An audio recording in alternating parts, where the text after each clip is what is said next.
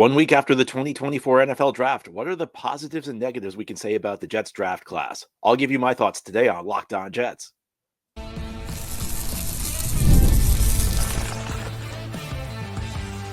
You are Locked On Jets, your daily New York Jets podcast.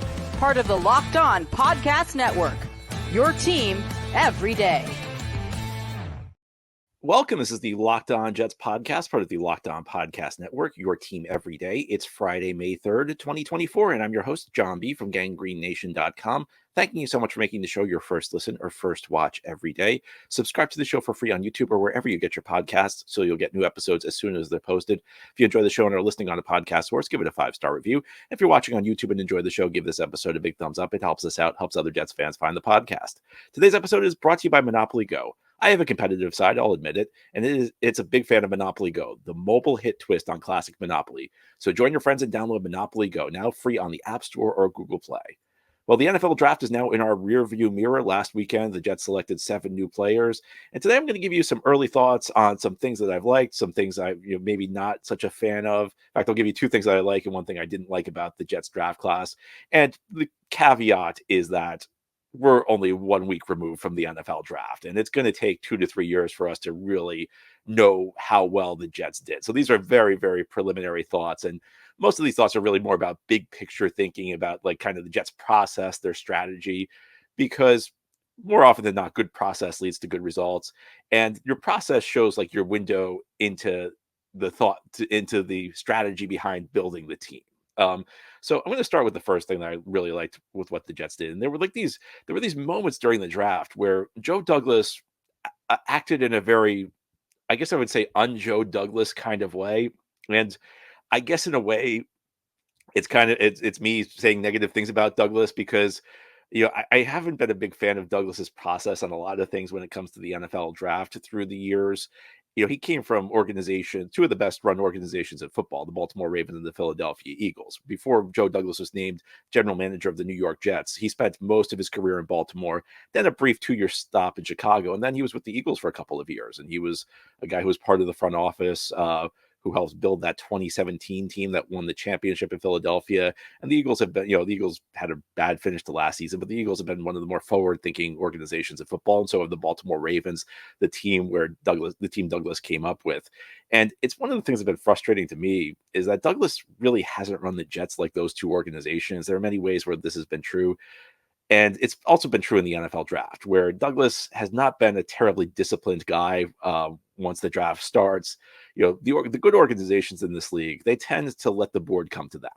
And what I mean by that is, of course, you have players that you like better than others, but no matter where you're picking, you should be able to find a good player. And I think there are moments where Douglas gets a little undisciplined, where he's overly aggressive trying to trade up for players. And there's nothing wrong with trading up occasionally, but history shows us, and if you look at like the actual results, that you lose more than you win when you trade up. I mean, frequently you overestimate your own ability to evaluate players. Frequently there are moments where you think a player is going to be great, but it's tough to evaluate these guys. A lot of times teams are wrong in their evaluations, and when you trade up, you compound the hit you take by when you're wrong, because you're not only using 1 draft pick on a player. When you're trading up, you're using multiple draft picks on the same player. And there are many instances where even if you trade up for a good player, you could have probably gotten that player. That player probably would have fallen to you if you hadn't traded up, or a player who was just as good would have fallen to you, and you could have kept the extra picks. So all this is to say that, Douglas has been a big proponent of trading up during his time with the Jets. I'm not a big fan of that. And that's why I really like what the Jets did on night 1 of the NFL draft. And I've talked about it a couple times on the show, but the Jets, the Jets wanted Rome Odunze. I mean, if the Jets tell you they didn't, I think we all know there's enough out there now, after the fact, people who kind of had an inside link to the team have suggested that the Jets wanted Rome Odunze. And they were on the phone with Atlanta, trying to kind of, feel out what it would take to trade up. And of course, the Falcons really weren't interested in the trade up because the Falcons were drafting a quarterback, and nobody really thought the Falcons would be drafting a quarterback heading into the draft. And then right in front of the Jets pick 9, the Bears wanted Rome Odunze, so the Bears weren't going to trade down and let the Jets get Odunze because they wanted Odunze themselves. I like that the Jets, didn't panic at that point because, I feel like there are other moments in the past where Douglas would have maybe, I don't know, tried to jump Atlanta once he found out Atlanta wasn't interested. Maybe he would have tried to jump even higher and given up, just given up too much to. And look, I love Roma Dunze, but I think that the principle of trading up is a tough one in the draft because so many times when you trade up, it just doesn't go your way. And I like the fact that they realize that there's a pretty good plan B here. We can take Olu Fashanu. Not only can we take Olu Fashanu, but we can trade down because Minnesota wants to get a quarterback now, and there's a run on quarterbacks with Penix going in the top 10, 4 quarterbacks in the top 10. So the Vikings are going to want to trade up one spot, and just for moving down one spot, the Jets were able to pick up an extra 4th-round pick. And they got the second, a guy who many believe he wasn't the second best tackle. He wasn't the second tackle off the board, but a player many believe is the second best tackle in this year's draft class, Olu Fashanu. The only tackle who's a consensus better prospect than Fashanu was Joe Alt out of Notre Dame. So there's so much I liked about the process. I like the fact that the Jets didn't panic. They didn't try and, give up too much by trying to move up to 7 or 6 or 5. I like the fact that, they understood, there's still a good player here. We can still get Olu Fashanu. And I also like the fact that, this was kind of a longer term type play. Olu Fashanu is not going to be in the starting lineup immediately. Now, I've argued many times, and I will continue to argue that it still was kind of a move for this year because you have a tackle in Tyron Smith, who you really cannot expect to stay healthy for 17 games. If Tyron Smith gives you 13, 14 games, I think most of us would sign up for that right now because Tyron Smith, is on the wrong side of 30. He's 33 years old. He's dealt with injuries for most of his career. It's been since 2015 since he played a full season without missing at least 3 games with injuries. You're going to need to have your backup tackle play snaps for you this year, whoever your top backup is. And the Jets did get a good player in Olu Fashanu, who, we're going to talk about this in a little bit, who, hopefully can give you good snaps this year. But I liked everything. I really liked what the Jets did on Thursday night, even though I would rather have a Dunze than Fashanu. I think that, the fact he didn't have to trade up, the fact he didn't trade up, the fact he kept the picks, and not only did you keep the picks, you added extra picks and added a really good prospect. I just loved everything about that process. And then on day 3, it was kind of like the Thursday night version of Joe Douglas returned, where he was on the clock in the 4th round and made a really savvy trade with the Detroit Lions to get a future 3rd-round pick. I love those trades, and I hate the trades where you give up a future 3 for a 4 now. So I love the trades where you give up a 4 now for a future 3. So the Jets were able, because at the end of the day, like, everybody talks about how a pick this year is more valuable than a pick next year, and that's complete nonsense. I mean, eventually next year is going to come. I mean, unless the league goes out of business or something, which isn't going to happen, you're eventually going to get to next year. And a 3rd-round pick next year is obviously worth more than a 4th-round pick this year. I mean, that's just common sense, isn't it? And in what world would a 3rd-round pick be worth equal? Would a 3rd-round pick next year be worth as an equal amount to a 4th-round pick this year? It just doesn't make any sense.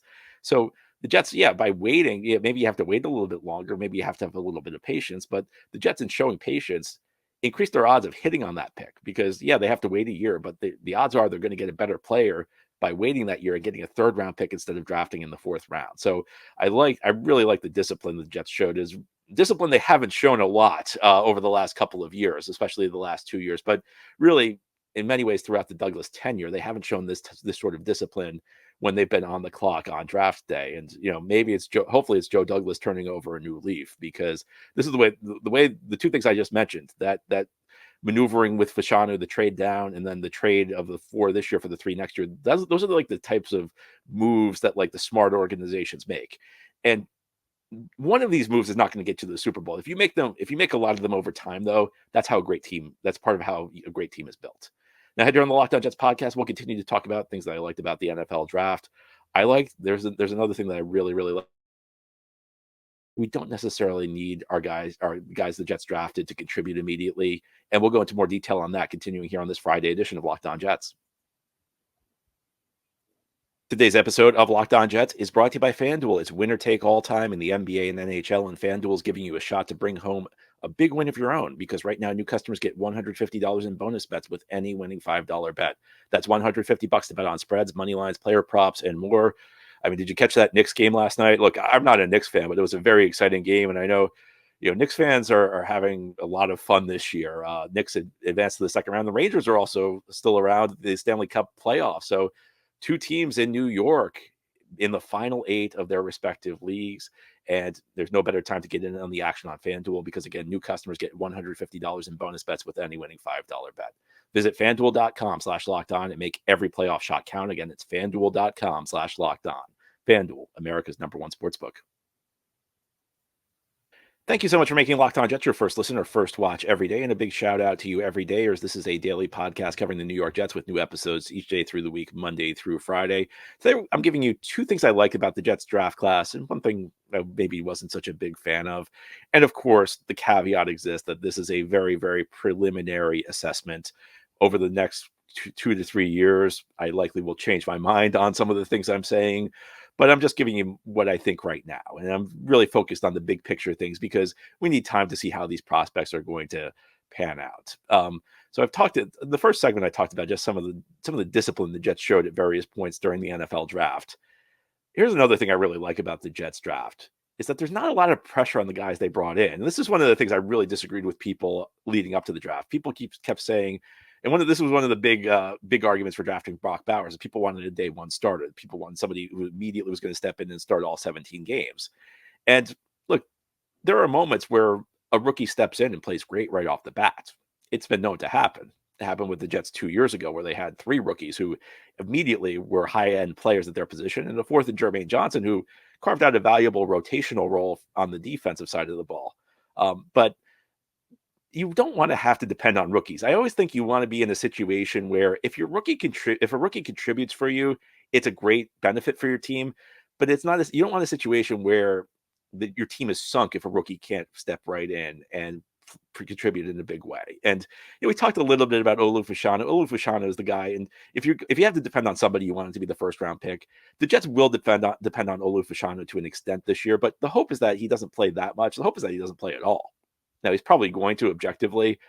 And, there's a question of is Fashanu a plug and play kind of guy? I think there is a case to be made that he is. There's also a case to be made that maybe sitting for a year, hopefully adding to his strength in the weight room, could benefit him. And, maybe learning under Tyron Smith for a year would be, again, a benefit for him. And then he takes over the starting role in 2025. And people are acting like this is the end of the world. I mean, there are some people out there saying, how can you not draft an immediate starter in the first round? And the response to that is, well, first of all, with Tyron Smith's injury issues, Fashanu is probably going to play. But also, you don't want to have to depend on a rookie to play a critical role for your team. And Fashanu, I think he can give you credible play at least, especially over a short period of time. So if Tyron Smith misses 3 to 4 games and you're depending on Fashanu for a month, maybe he can get you through that. But you're not in the situation where it's dire if the rookie's not ready to contribute right off the bat. That's also true for Malachi Corley. And this is a guy who I've been preaching patience with this guy because Jets fans think this guy's going to come in and be an all-pro. And the New York media is already hyping this guy up to be the next great receiver.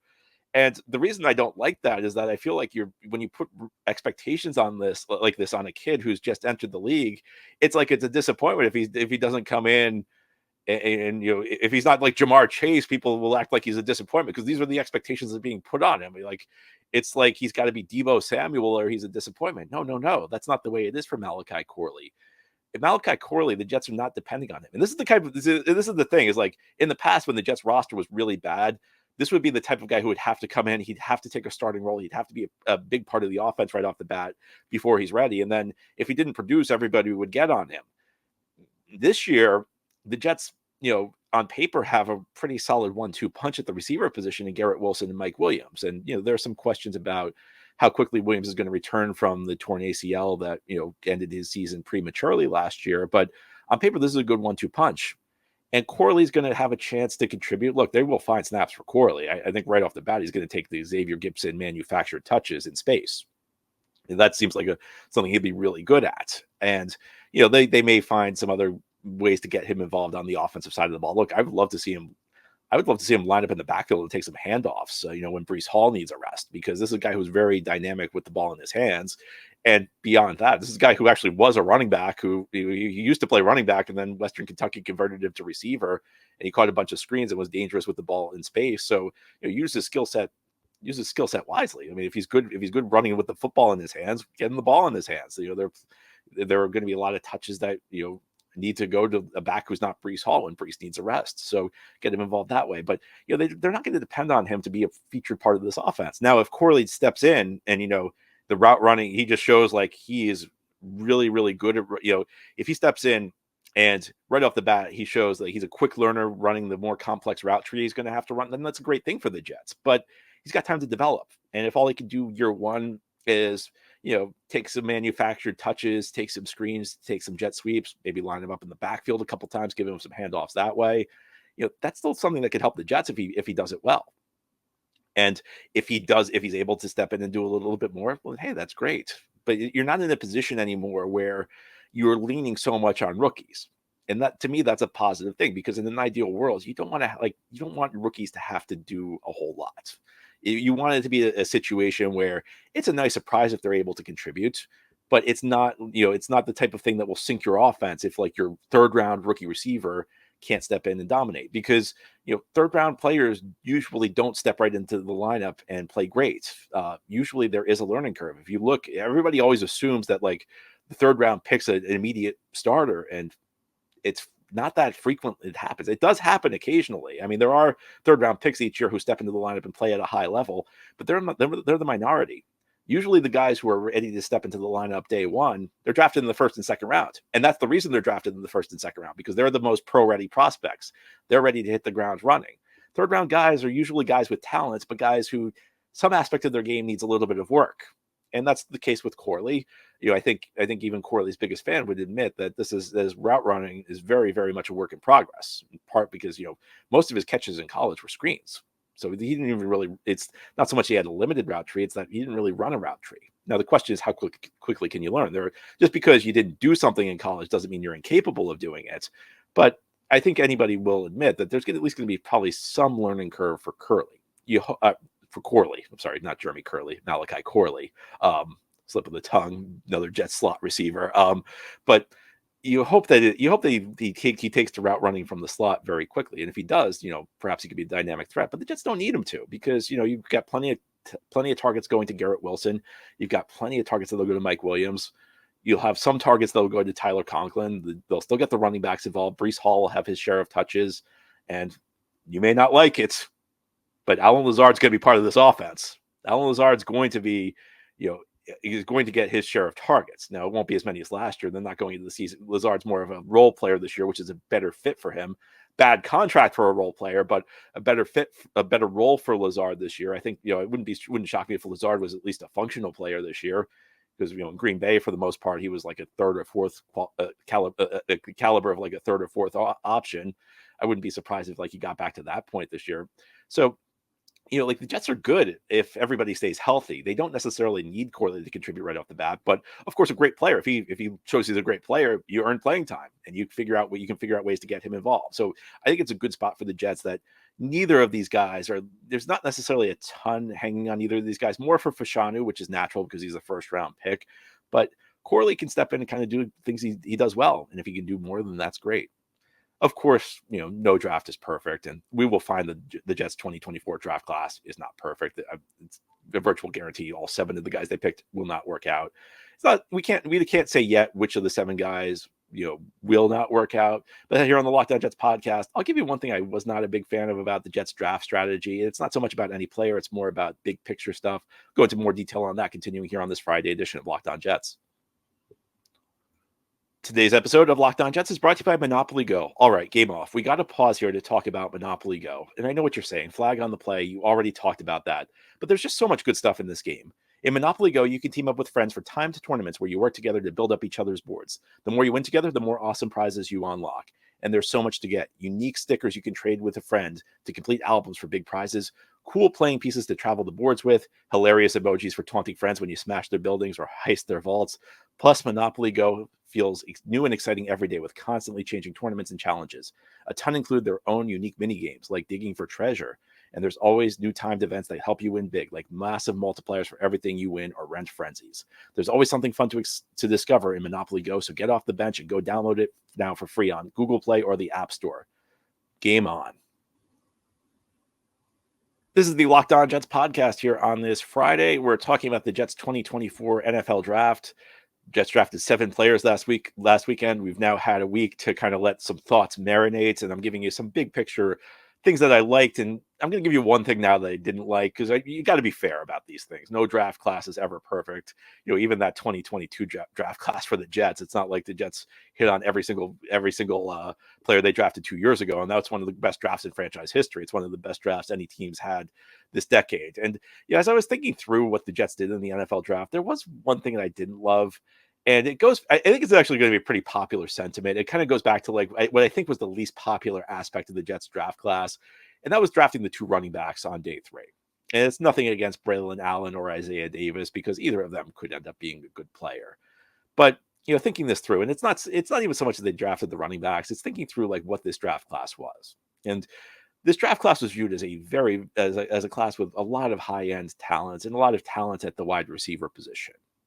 And the Jets did trade up for Malachi Corley in the third round. So it's not like you could say they did nothing at the wide receiver position. But Corley projects as a slot receiver. Now, in today's NFL, slot receiver is actually pretty valuable. I mean, a couple of years ago, Cooper Kupp had an MVP caliber season playing mostly out of the slot. So this is not not your father's slot position.